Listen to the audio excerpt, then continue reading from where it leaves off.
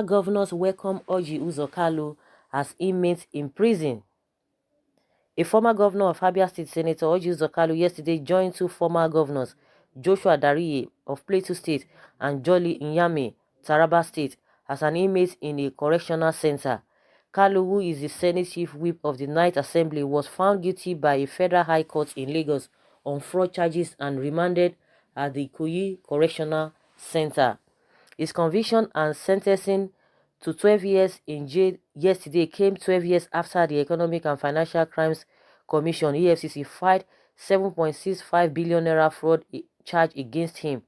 The EFCC had filed the charge in 2007. Meanwhile, the presidency yesterday warned those stealing public funds, saying they would also be jailed. The special advisor to the president on political matters, Senator Babafemi Ojodu, gave the warning in a Facebook post reacting to Kalu's conviction, saying, "Those of you stealing now will have your day too. It shall not be too long." Ojodu's post read, Kalu was convicted alongside his firm, Slok Nigeria Limited, and Jones Udogu, who served under him as the Director of Finance and Accounts at the Abia State Government House in Umuahia. While Udogu was sentenced to 10 years imprisonment, the trial judge, Justice Mohammed Idris, ordered the winding up of Slok Nigeria Limited, holding that its assets and properties be forfeited to government. Kalu was convicted of the entire 28 counts in which his name featured out of the 39 counts filed against the trial. On each of counts 1 to 11 and 39, he was sentenced to 5 years imprisonment. On each of counts 23 to 33, he was sentenced to 3 years imprisonment, and on each of counts of 34 to 38, he was sentenced to 12 years imprisonment. Justice Idris, however, held that the sentences shall run concurrently, which means that Kalu will spend a maximum of 12 years in jail. For Udogu, Justice Idris found him guilty of 11 counts of the 16 counts in which his name featured. He was pronounced not guilty on 5 counts, on each of counts 23 to 25 and 27 to 32. Udogu was sentenced to 3 years imprisonment, while on each of counts 34 to 38, he was sentenced to 10 years, and he was sentenced to 5 years on count 39. Like Kanu, Udogu's sentence would also run concurrently, meaning he will be spending a maximum of 10 years in jail. Justice Idris held that from the evidence before him, he found that Kalu violated his oath of office as governor between 1999 and 2007. He said, "With due respect, I hold the view that the first defendant has failed in his obligation. It is unacceptable. With due respect, I state that the first defendant accepted contrary to his oath of office, and he shall accordingly be held responsible for his actions. All those who have aided and abetted him will also be dealt with. Let me remind those who hold positions of authority in this country that they shall be held responsible for their conduct when they act contrary to the law. The same law will catch up with them." I would like to borrow a leaf from the word of the late Dele Giwa, who stated that no evil deed will go unpunished, and evil done by man to man, will be redressed, if not now, certainly later, if not by man, then by God. For the victory of evil over good is temporary. It is in these light and circumstances that I again find the defendants guilty.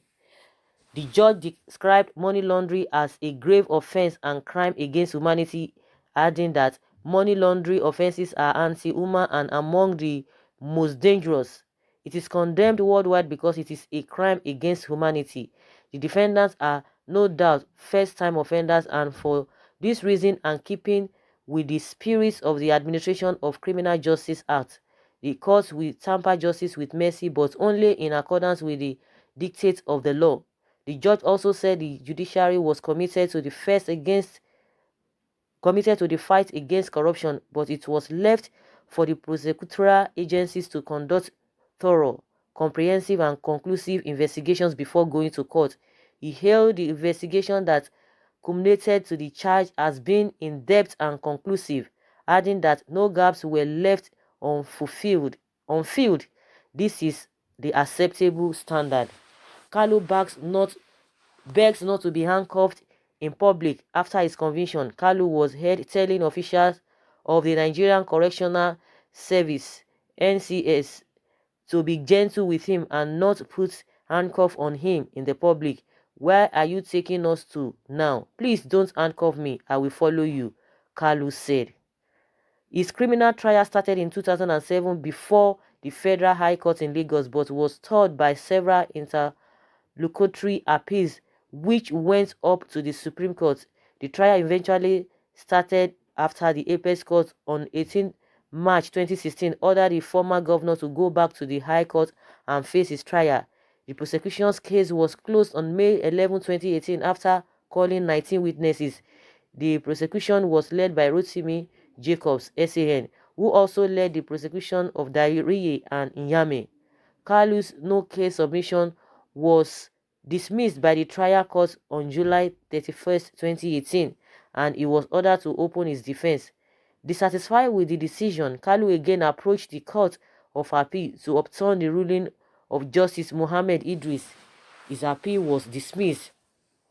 At this point, Justice Idris, who had been elevated to the Court of Appeal, was issued a fresh fiat to conclude the case by the President of the Court of Appeal, Justice Zainab Bukwachua.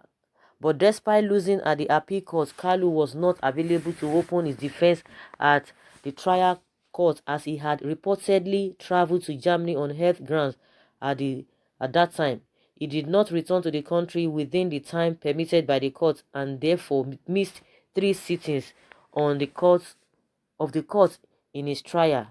His bail was therefore revoked by the judge on November 12, 2018, with the judge ordering him on arrival to submit himself to security operatives at the Murtala Mohammed International Airport, Lagos, and hand over his international passport to EFCC.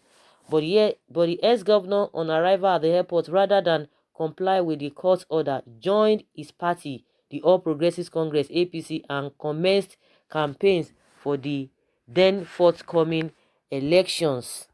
Yes, that is what we are hearing. Other former governors with similar experience. Senator Joshua Dariye, Plateau State, was convicted and sentenced to 14 years in jail by an FCT High Court in Gudu, presided over by Justice Adebukola Banjoko on June 12, 2018. The former governor, who was then a serving senator, however, got his jail term reduced to 10 years by the Court of Appeal. He is currently incarcerated at the Nigerian Correctional Center in Kuje, Abuja. Reverend Jolly Inyami, a 3-time governor of Taraba State, was convicted and sentenced on May 30th to 14 years for criminal breach of trust, misappropriation and gratification by the same Justice Banjoko of the FCT High Court. He was described as the judge as either an unrepentant sinner or the most audacious executive Nigeria ever had. His jail term was, however, reduced to 12 years by the appellate court, and he is a Dariye's neighbor in Kuje, Abuja. James Ibori, Delta State, was convicted by a UK court after he pleaded guilty to a 10-count charge of fraud involving sums amount to about $66 million. He was slammed a 13-year jail term, of which he served 6 years, and returned to Nigeria in February 2017. Late the Priye Alamisia, Bayelsa State, was impeached by Bayelsa State House of Assembly in December 2005 following his arrest by the London Metropolitan Police over allegations of corruption and money laundering. Afterwards, he was arrested and prosecuted by the EFCC on money laundering and corruption offences. He was convicted on July 30, 2007 by the trial judge, Justice M.L. Shaibu, of the Federal High Court in Lagos, who sentenced him to 2 years in prison after he pleaded guilty to the charges. He ended up spending only a few months in jail, as he had been in detention since December 2005. However, on March 13, 2010, Lamlemesia was pardoned by the then president of the country, Goodluck Jonathan, a move condemned by anti-graft activists. Lucky Gbenedo, Edo State, unlike others, did not serve any jail term despite being convicted and sentenced to 6 months in prison. This was because the trial judge, Justice Adamu Abdul Kafarati gave him a fine of 3.5 million naira as an alternative to serving the 6 months in jail. An alternative he embraced. He was charged in January 2008 with embezzling of 2.9 billion naira, but pleaded guilty to 1 count of corruption in a plea bargain as a federal high court in Enugu. So guys, that's the brief history of those who have been convicted. But the one that is really ridiculous is that of Lucky Gbenedion. Somebody was accused of embezzling 2.9 billion naira, and the judge gave 3.5 million naira as fine. Hey, my goodness. 3.5 million naira compared to 2.9 billion naira. You see, that's why these guys, they really have that audacity. And I'm sure these other ones that have just been convicted, they are thinking, oh, it's going to go that way. You can imagine going through a case for 12 years. We have a lot of them that even they said the court should not even, or EFCC should not even try to even, go after them. They should just forget the case. Just like Peter Hodilitu, we don't even know how that one has ended because nobody is expected to go near him according to what the judgment has said, the court has said. You can imagine. You can imagine. So now I want to ask a question. With all of these people now, with this their character, are they not worse than kidnappers? All these bandits. Are they not worse than all these bandits that say we are hearing, we've been hearing about them? They have been committing one havoc or the other. Are they not worse than them? You talk about Yahoo Yahoo boys.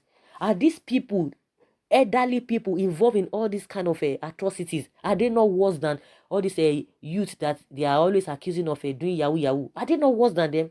Are they not worse than armed robbers? Are these people not worse than all these thieves that are always on the highway maiming people? Do you know that with these their actions, a lot of people have died? A lot of things that were supposed to have been built in this country, they couldn't do it. And a lot of people have died, because no good hospitals, no good education, no whatever. Everything is just no money to give to the security people to have what they really need to combat with all these terrorists and all these bandits.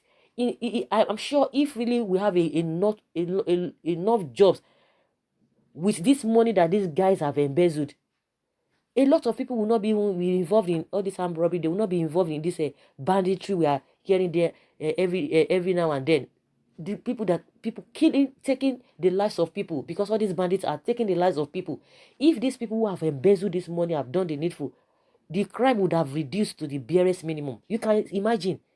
You can imagine all these people. At the end of the day, they will call them big name. The same people will be praised to high heavens. Oh, this and that, they are good, they are whatever. It's just unfortunate. One by one, the nemesis will be catching up with them. Someone says public officials should remember that there is God who weighs our actions here on earth. The money is Abia's money. Why rob Peter to people? As he returned the money, jail term without getting the money back from him is equal to nothing. And I think that is a valid submission.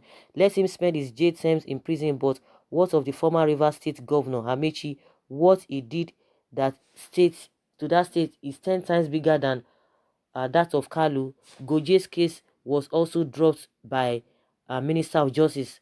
Try not to be selective on fights against corruption, money laundering, and embezzlement. So they are talking about money laundering now, and somebody has said, "Oh, Tinubu too should be brought to book because what happened on the eve of the election of this 2019 election, was a case of money laundering." Somebody will come and tell you, oh, he has been rich. The same Isesagi will come and tell you, oh, he has been rich before he joined the policies and all of that. That case was a case of money laundering. And just like the judge said, that the case of money laundering is not really, looked down. It's taken seriously all over the world. It's a case against humanity. So what are they going to say about that? So guys, I will leave you to, let's have your own thoughts concerning all of this. Thank you very much for always listening. Bye.